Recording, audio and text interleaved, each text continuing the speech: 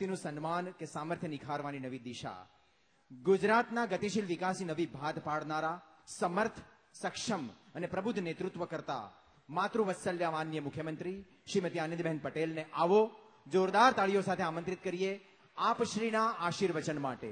માનનીય મુખ્યમંત્રી શ્રીમતી આનંદીબહેન પટેલ.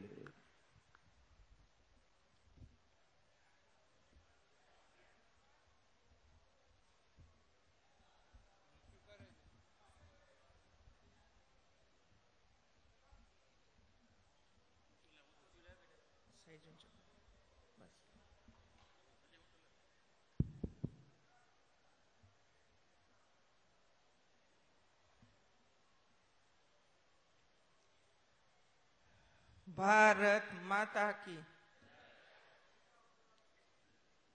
વીજળીનો કરંટ આવવો જોઈએ બોલવામાં. ભારત માતા કી. બે હાથ ઊંચા કરીને બોલીએ. ભારત માતા કી. ભારત માતા કી. ભારત માતા કી.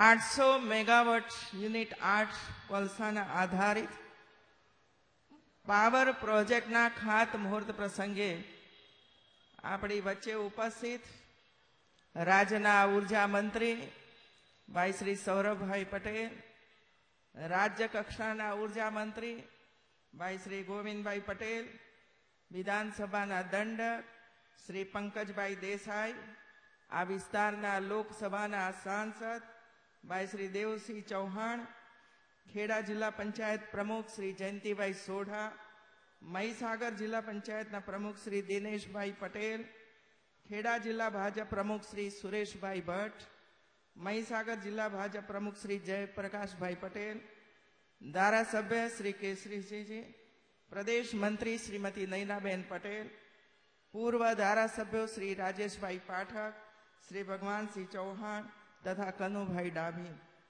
તાલુકા પંચાયતના સૌ પદાધિકારીશ્રીઓ, જિલ્લા પંચાયત, તાલુકા પંચાયત, નગરપાલિકાના ચૂંટાયેલા સૌ સદસ્ય ભાઈ બહેનો, મંચ ઉપર બિરાજમાન અન્ય સૌ મહાનુભાવો, ઉર્જા ક્ષેત્રની અંદર કામ કરતા સૌ અધિકારીશ્રીઓ અને કર્મચારી ભાઈ બહેનો, ઉપસ્થિત સૌ ભાઈઓ અને બહેનો અને વાલા બાળકો, પત્રકાર મિત્રો, આજે આપણા સૌના માટે એક ગૌરવ ભર્યો દિવસ છે. અને મારા માટે એ એટલા માટે ગૌરવ ભર્યો દિવસ છે કે આજે પૂરા વિશ્વએ 15મી ઓક્ટોબરનો દિવસ એ મહિલા વિશ્વ ગ્રામીણ મહિલા દિન તરીકે ઉજવવામાં આવે છે. મિત્રો,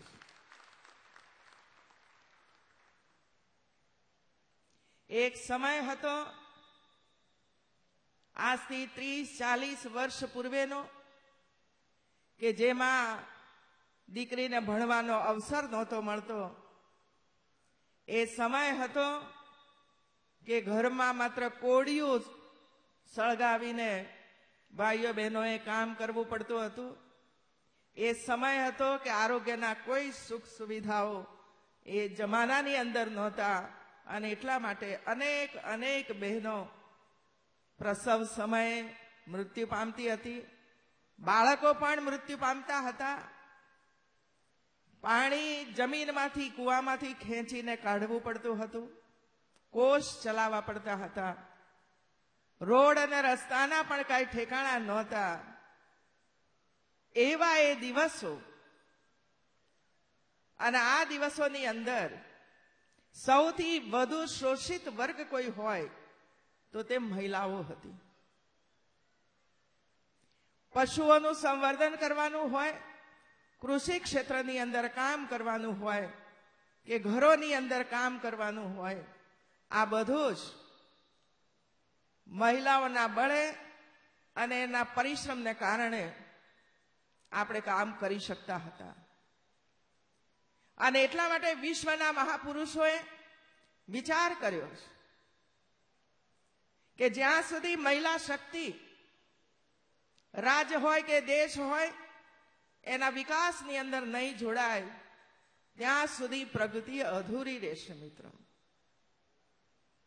કોઈ પણ ક્ષેત્રની અંદર મહિલાઓને આગળ આવવા માટેની વ્યવસ્થાઓ, પ્રોત્સાહન વ્યવસ્થાઓ બધું જ ઊભું કરવું જોઈએ. અને એમાં ખાસ કરીને શહેરી ક્ષેત્રોની અંદર તો કોઈક સુવિધાઓ પ્રાપ્ત થતી હતી, પરંતુ ગ્રામ્ય લેવલે આવી કોઈ સુવિધાઓ પ્રાપ્ત નહોતી. એ દિવસો મેં પણ જોયા છે. અને એટલા માટે વિશ્વએ નક્કી કર્યું કે 15મી ઓક્ટોબરના આ દિવસને વિશ્વ ગ્રામીણ મહિલા દિન તરીકે ઉજવવો, જેથી કરીને વિશ્વનું ધ્યાન, રાજ્યોનું ધ્યાન કે દેશનું ધ્યાન મહિલાઓ પ્રતિ આકર્ષિત થાય. મહિલાઓને કેન્દ્રમાં રાખીને યોજનાઓ બને. એમના સ્વાસ્થ્યની યોજનાઓ હોય, એમના અભ્યાસની યોજનાઓ હોય, આર્થિક સ્વાવલંબન માટેની યોજનાઓ હોય, કે કૃષિમાં જ્યારે કામ કરતી હોય ત્યારે ઓછી મહેનતે વધારે ઉત્પાદન કરી શકીએ એના માટેની યોજનાઓ હોય, કે પશુપાલનના ઉછેરની અંદર પણ વૈજ્ઞાનિક પદ્ધતિ આવે અને એના દ્વારા પશુઓની સાચવણી થઈ શકે, દૂધ ઉત્પાદન વધે, એના માટેના પ્રયાસો હોય. આ બધું જ વિચારવાની હવે જરૂરિયાત ઊભી થઈ છે. અને એટલે છેલ્લા 15-20 વર્ષની અંદર ગુજરાતની અંદર જે રીતે પ્રગતિ થઈ છે, મહિલાઓ સુધી આ તમામ યોજનાઓ પહોંચી છે અને બહેનોએ એનો લાભ ઉઠાવ્યો છે. આજે આ સીડીની અંદર આપણે જોઈ શક્યા છીએ બહેનો, રાજ્ય સરકારે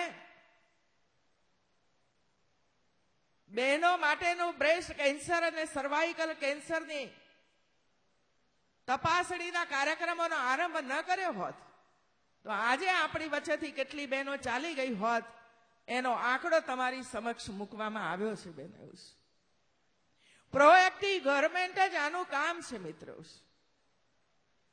અને આ કામ આપણે એટલા માટે પીએસસી અને સીએસસી સેન્ટરો ઉપર કરી શક્યા છીએ કે આપણી વીજળી ત્યાં સુધી પહોંચાડવાનું કામ ઉર્જા વિભાગે કર્યું છે. બહેનો, નહીતર દરેકે જિલ્લા મથકો ઉપર યા તો અમદાવાદ યા તો વડોદરા સુધી પહોંચવું પડ્યું હોત. પણ આજે નાના નાના સેન્ટરો ઉપર પણ જ્યારે આરોગ્યની સુવિધાઓ આપણને પ્રાપ્ત થઈ રહી છે એના મૂળની અંદર છે ઉર્જા વિભાગ. મિત્રો, જો વીજળી ત્યાં સુધી ન પહોંચી હોત તો આ બધું કામ આપણે ન કરી શક્યા હોત. આજે આપણી બહેનો કોમ્પ્યુટરનો અભ્યાસ પ્રાથમિક શાળાઓની અંદર કરી રહી છે. મેં પણ 1998 ની અંદર જ્યારે શિક્ષણ વિભાગ મારા હાથમાં આવ્યો ત્યારે ઈચ્છા હતી કે કોમ્પ્યુટર આપવા જોઈએ. શહેરોની અંદર બાળકો કોમ્પ્યુટર શીખે ને ગામડાઓની અંદર કોમ્પ્યુટર ન હોય તો ન શીખી શકે. પરંતુ આપણી એક મૂંઝવણ હતી, 24 કલાક વીજળી ક્યાં છે? પ્રાથમિક શાળાઓની અંદર વીજળી ક્યાં છે? મિત્રો, માધ્યમિક શાળાઓમાં ક્યાં વીજળી છે? અને આ સૌભાગ્ય ગામડાની દીકરી કે ગામડાના દીકરાને પ્રાપ્ત થયું છે. એના મૂળની અંદર વીજળીના કનેક્શનો મળ્યા છે. મિત્રો, કોઈ પણ કામકાજ આપણે લઈએ, મિત્રો, કોઈ પણ કામકાજ,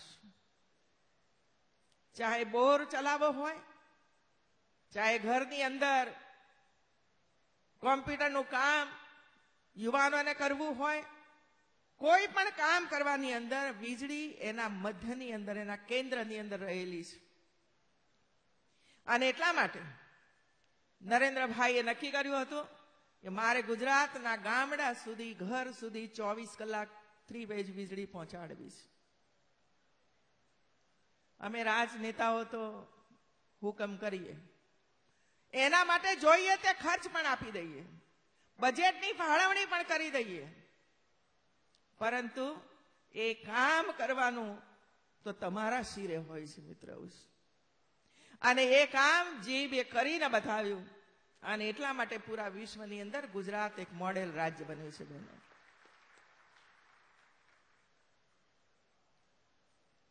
ગ્રામ્ય નારી આજનો સવારે 7 વાગે પેપર વાંચતી હતી ત્યારે કોઈ ગામની અંદર બેસીને ખેતરની અંદર કામ કરતી એક કોઈ કન્યા પરિશ્રમ કરીને કોઈ કંપનીની સીઈઓ બને, એ ગુજરાતમાં શક્ય બને, બીજે શક્ય ન બને મિત્રો. ગામડામાં ભણી ગણીને તૈયાર થયેલી આપણી દીકરીઓ આજે વિશ્વ કક્ષાએ પહોંચી છે. એના મૂળની અંદર ભારતીય જનતા પાર્ટીનું આ શાસન છે મિત્રો. આપણે નક્કી કર્યું કે આ કામ કરવું છે, એના આયોજનો કર્યા, એનું ઇમ્પ્લિમેન્ટેશન કર્યું, અને આપણી સરકાર, આપણા નેતાઓ, આપણા મંત્રીશ્રીઓ, આપણા ધારાસભ્યશ્રીઓ એ બધાના સતત પ્રયાસને કારણે આપણે વિકાસના મૂળિયા ખુમુંડા નાખી દીધા છે મિત્રો. અને હંમેશા અમે કહેતા હોઈએ છીએ, જે કામનું ખાતમુહૂર્ત અમે કરીએ એ કામનું ઉદ્ઘાટન પણ અમે જ કરતા હોઈએ છીએ, આ સરકાર જ કરતી હોય છે. અને એટલા માટે હું એ કહીને જાઉં છું કે 2018ની અંદર આ જ પાવર પ્રોજેક્ટ તૈયાર થશે ત્યારે ભારતીય જનતા પાર્ટીની સરકાર એનું ઉદ્ઘાટન કરશે મિત્રો. ગુજરાતની 6 કરોડની પ્રજા ઉપર મને ભરોસો છે મિત્રો. આજે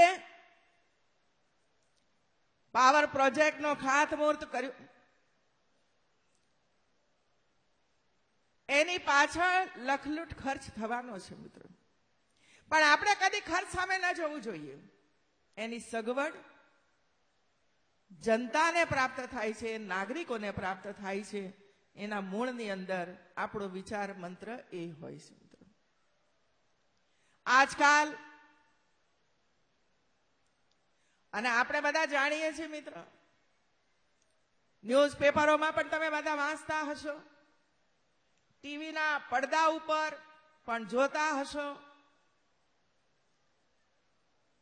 લગભગ 4-4.5 વર્ષ પછી સુધી ઊંઘેલી કોંગ્રેસ હવે એકદમ જાગૃત થઈ ગઈ છે. અને ખેડા જિલ્લાવાળાઓને તો યાદ છે, 3-1 મહિના પહેલા તમને બધાઓને રાતોના ઉજાગરા કરાવ્યા હતા. શાના માટે? શાના માટે? ડફેરો આવે છે. જાતે જ ડફેરો બનીને ગામની અંદર આવ્યા મિત્રો. અને ગામના લોકોને ડફેરો આવે છે કરીને એટલી પરેશાની ઊભી કરી. ગામના લોકો શંકા કુશંકા કરવા લાગ્યા. પોતાના જ ગામની સુરક્ષા કરવા માટેના નિર્ણયો કર્યા. રાજ્ય સરકારે પોલીસ ડિપાર્ટમેન્ટ એની અંદર મોકલી આપ્યો.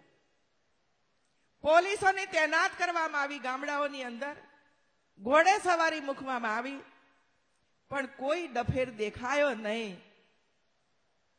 આવી વાહિયાત વાતો કરીને ગુજરાતના પ્રજાજનોને ગેરમાર્ગે દોરવાનું કામ આજ કરતા હતા મિત્રો. હમણાં જ સૌરભભાઈ પટેલે આપણને વાત કરી, આ પાવર પ્રોજેક્ટ માટે 2009માં એપ્લિકેશન કરી હતી પર્યાવરણની મંજૂરી માટે.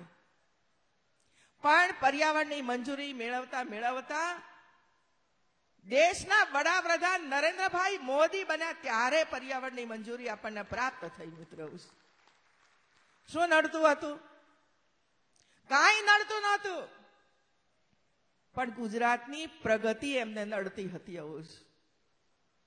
અને આમને આમ જો ગુજરાત સરકાર પ્રગતિ કરતી રહેશે તો આપણા આવતા 25 વર્ષની અંદર પણ ક્યાંય પગ મૂકી નહીં શકીએ એવી પ્રતીતિ કોંગ્રેસ ન થતી હતી. અને એટલા માટે આવી મંજૂરીઓ આપવાનો હિંમત નહોતા કરતા મિત્રો.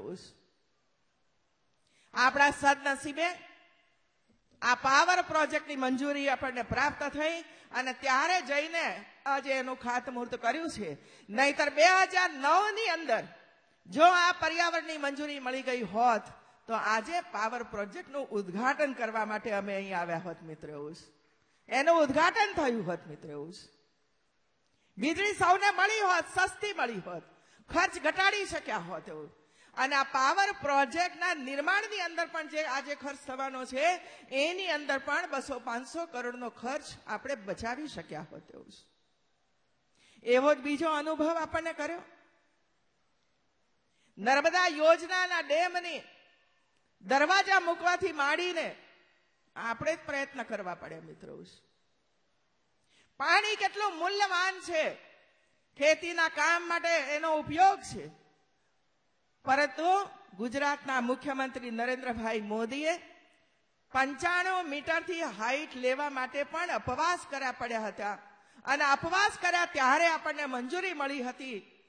આ સ્થિતિનું નિર્માણ કોંગ્રેસના શાસકોએ દિલ્હીમાં બેસીને કર્યું હતું.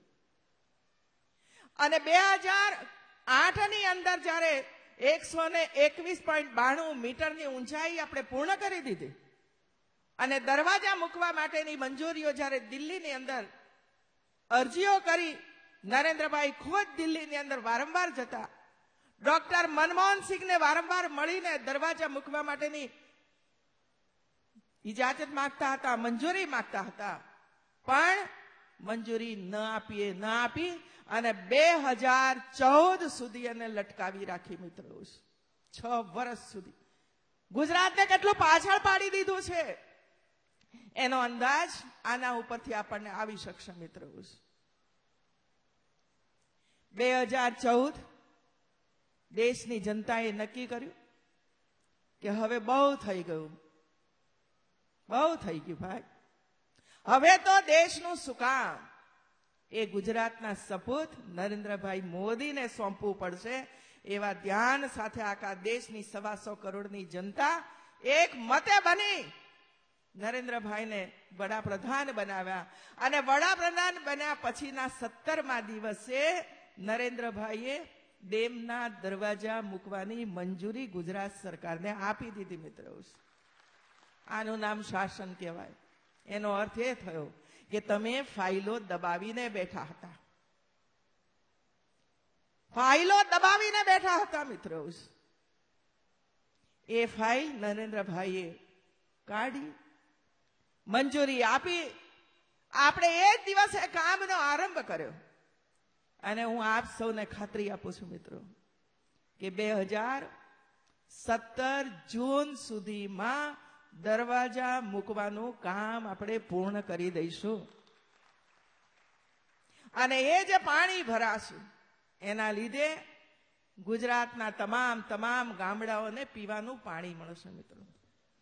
અહીં અમે જોયું ખેડા જિલ્લાની દરેક નગરપાલિકાઓમાં 100% ટોયલેટ બનાવી દીધા. ખેડા જિલ્લાની દરેક નગરપાલિકાઓની અંદર ડ્રેનેજ લાઈન નંખાઈ ગઈ. ભાઈ આ ખેડા જિલ્લો આજનો બન્યો છે?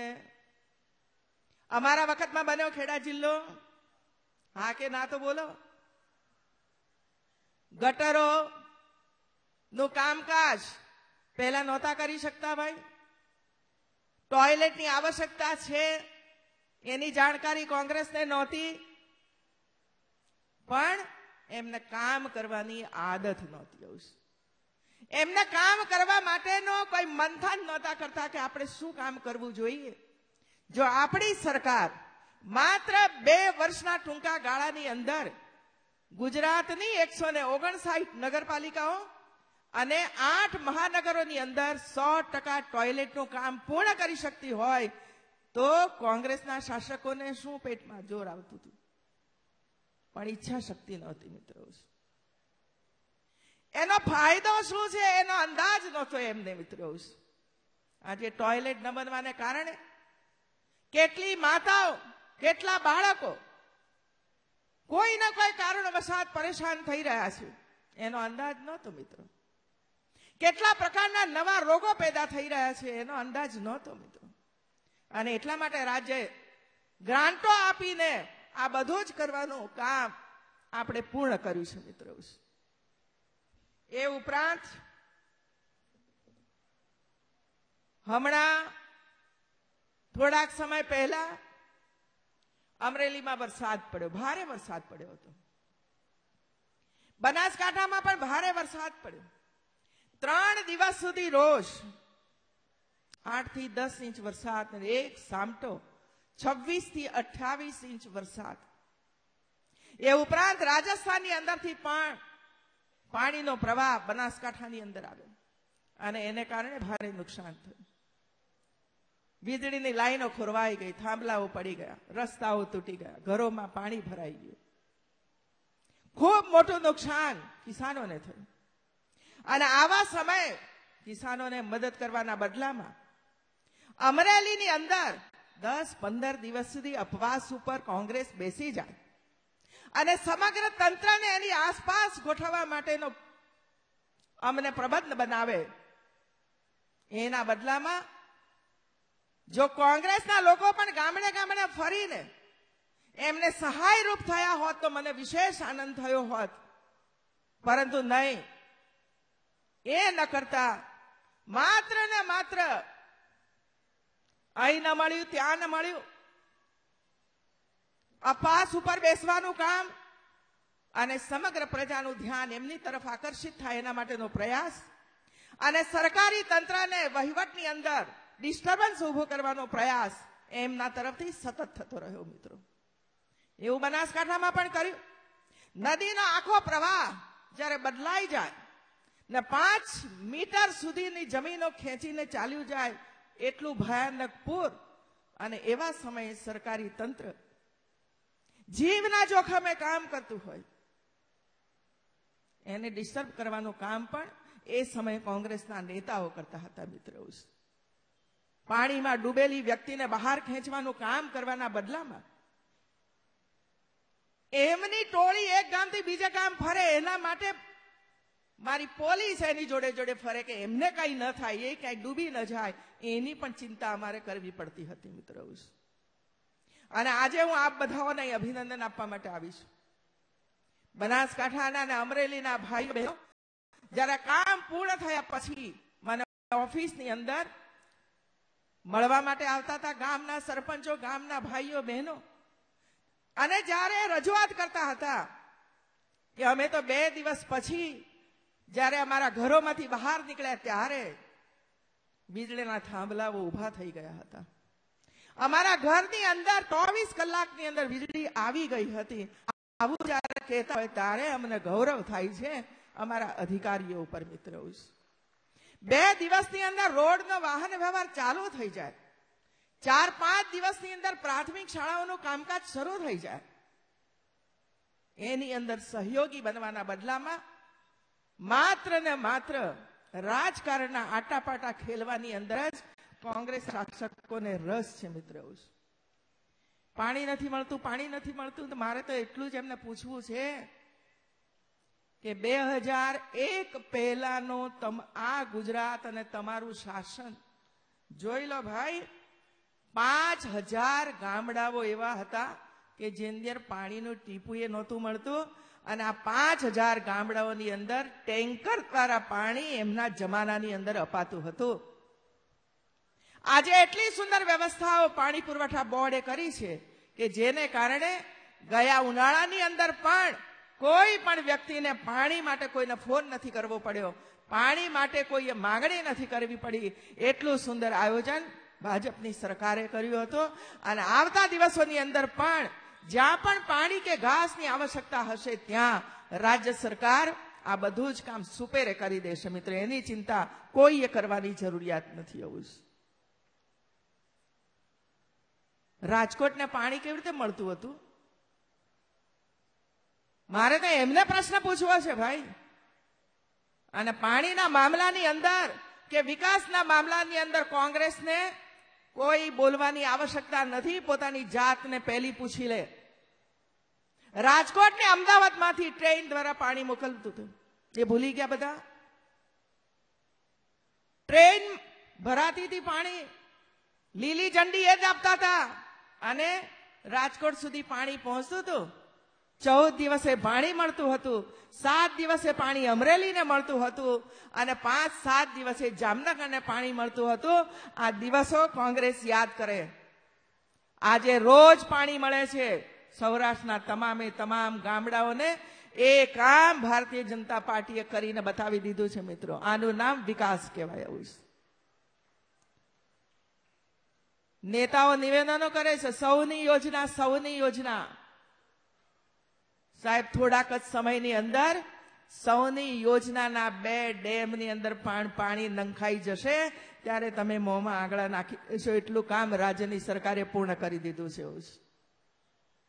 માત્ર ખોટી વાતો કરીને લોકોને ગેરમાર્ગે દોરવા માટેનો પ્રયાસ ન કરીએ મિત્ર. એવું છે. આપણા માટે 6 કરોડની પ્રજાનું ધ્યાન, એની સુખ સુવિધામાં વધારો થાય એના માટેનો રાજ્ય સરકારનો પ્રયાસ છે મિત્રો. રાજ્ય સરકારનો પ્રયાસ. અને એના માટે ગામડાની અંદર બેઠેલો સરપંચ હોય કે એની આખી ટીમ હોય, તાલુકા પંચાયતના ચૂંટાયેલા સદસ્યો હોય કે જિલ્લા પંચાયતના ચૂંટાયેલા સદસ્યો હોય, આ બધા જ પોતપોતાના વિસ્તારના વિકાસના કામો કરાવવા માટે પ્રયાસ કરે છે, પરિશ્રમ કરે છે મિત્રો.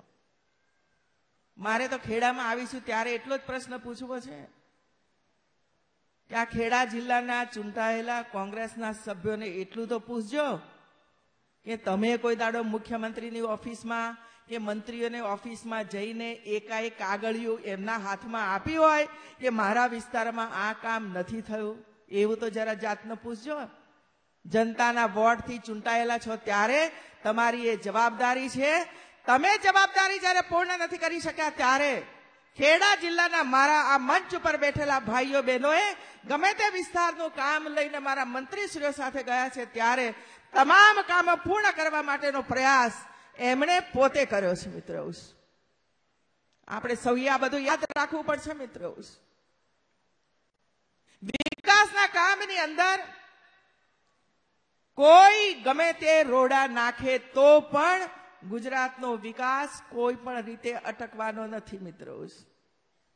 કારણ કે આપણું મંત્ર છે સૌનો સાથ, સૌનો વિકાસ. ખભે ખભા મિલાવીને આપણે કામ કરીએ મિત્રો. હમણાં મને પંકજભાઈ કહેતા હતા કે 2 દિવસ પેલા ભાઈ અહીં આવી ગયા હતા. પેલા ભાઈ અહીં આવ્યા હતા વિરોધ કરવા માટે. એવું છે. કેટલું મોટું નુકસાન જરા અંદાજ કરજો. મારે એની કોઈ વાત અહીં કરવી નથી મિત્રો. એવું છે. પણ આપણા વહીવટી તંત્ર જ્યારે સુંદર કામ કરતું હોય ત્યારે એને સહકાર આપવાનું કામ આપણા સૌનું છે મિત્રો. કોંગ્રેસનું કામ કરે એમાં આપણને વાંધો નથી મિત્રો. અને આપ સૌએ ખેડા જિલ્લાની પ્રગતિ માટે, ખેડા જિલ્લાના વિકાસ માટે જે કોઈ કામો કર્યા છે એનું ફળ આ સિરિયલ દ્વારા, આ નાની સરખી 5-7 મિનિટની ફિલ્મ દ્વારા તમારી સમક્ષ પ્રસ્તુત થઈ છે મિત્રો. આ તો માત્ર 10 મિનિટની ફિલ્મ છે. 1 કલાકની ફિલ્મ માત્ર ખેડા જિલ્લો બનાવે ને તો પણ પૂરું ન થાય એવું કામ આ ખેડા જિલ્લાની અંદર થયું છે મિત્રો. એવું કામ આ ખેડા જિલ્લાની અંદર થયું છે. 5 વર્ષનો હિસાબ આપણે જનતાને આપીએ મિત્રો. 5 વર્ષનો ભારતીય જનતા પાર્ટીનો હિસાબ આવનારા સમયની અંદર જ્યારે ઇલેક્શન આવી રહ્યું છે ત્યારે જનતા સમક્ષ આપણે આપણો હિસાબ મૂકીએ મિત્રો. અને ફરજ આપણી છે. કેટલા કરોડ રૂપિયાના જુદા જુદા ક્ષેત્રોની અંદર કામ થયા છે એનો હિસાબ ખેડાની જનતાને આપણે આપવો જોઈએ. અને એટલે હું ખેડા જિલ્લાના બંને મારા અધિકારીશ્રીઓને કહું છું અને એમણે કામ કરીને બતાવ્યું. આજે જે બુકલેટ બહાર પાડી છે બુકલેટની અંદર 5 વર્ષની અંદર થયેલા કામોનો હિસાબ આપવામાં આવ્યો છે. અને આ હિસાબ જનતા સુધી આપણે પહોંચાડીએ એ કામ આપણે સૌ સાથે મળીને કરીશું મિત્રો. આજે આપ સૌએ સમાજના સૌ આગેવાનોએ, કર્મચારીઓએ જે સ્વાગત કર્યું છે બદલ આપ સૌનો હું ખૂબ આભાર વ્યક્ત કરું છું. અને આવતા સમયની અંદર જે દિવાળી આવી રહી છે ત્યારે આપણે તો બે દિવાળી ઉજવવાની છે. એક દિવાળી જે આપણું પર્વ છે એ પણ આપણે ઉજવીશું, અને બીજી દિવાળી જિલ્લા પંચાયતની નગરપાલિકાઓની ચૂંટણીઓ જીતીને 100% પરિણામ લાવીને ફરી એકવાર બીજી વાર આપણે દિવાળી ઉજવીશું મિત્રો. અને આ દિવાળીના પર્વ નિમિત્તે અને નવરાત્રીના પ્રારંભ પ્રસંગે પણ આપ સૌને હું ખૂબ ખૂબ શુભેચ્છાઓ પાઠવું છું કે મા અંબા આપણને ખૂબ શક્તિ આપે, ખૂબ ભક્તિ કરીએ, પરમાત્માને પ્રાર્થના કરીએ કે અમારા ખેડા જિલ્લાને સમગ્ર ગુજરાતને આગળ લઈ જવામાં અમને ખૂબ શક્તિ અને બળ આપો, જેથી કરીને અમે પરિશ્રમ કરીને જનતા સુધી પહોંચી એની સુખ સુવિધાઓની અંદર વધારો કરી શકીએ. એ જ અભ્યર્થના. જય જય ગરવી ગુજરાત, જય જય ગરવી ગુજરાત. ગુજરાતે સૂર્યરથના 7 અશ્વની બહુધા શક્તિ, જળ શક્તિ, વાયુ શક્તિ, અગ્નિ, સૌર અણુનો રાજ્યના ઉર્જા ઉત્પાદનમાં સુઆયોજિત ઉપયોગ કરીને ઉર્જા